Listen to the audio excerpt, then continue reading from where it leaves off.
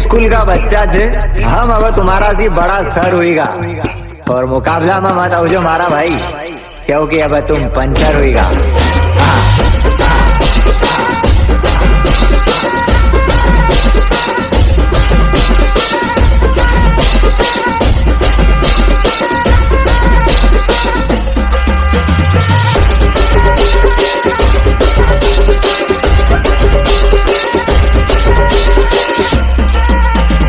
अरे राज साउंड के नाम से तो जमाना जलता है। हाँ बेशक नाम छोटा है उस्ताद, लेकिन हर जगह चलता है।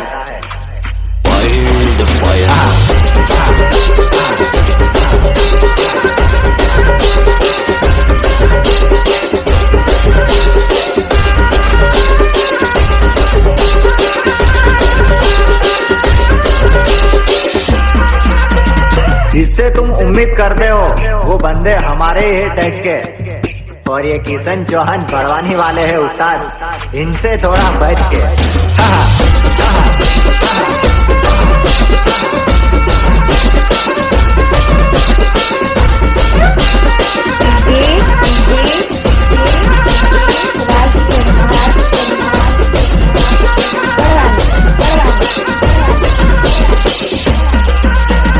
कॉपी नहीं, यहाँ तो सब ओरिजिनल काम है।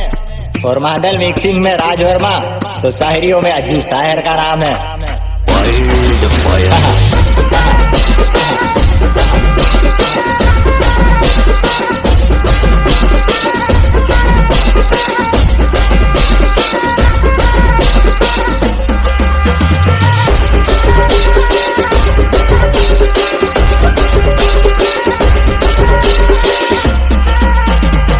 तू तो कहीं नहीं है बेटा, थारा जैसा 10 ना का जलाई रहा न, जो भी छे खुद का दम पर छे मारा भाई।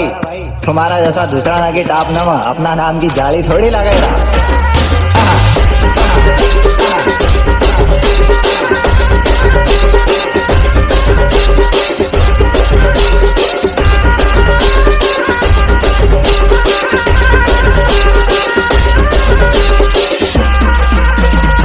बच्चों जे तो हमारा सामने कहीं हमारो बाप थोड़ी छे, और यहाँ तो सब खुद को समान छे मारा भाई।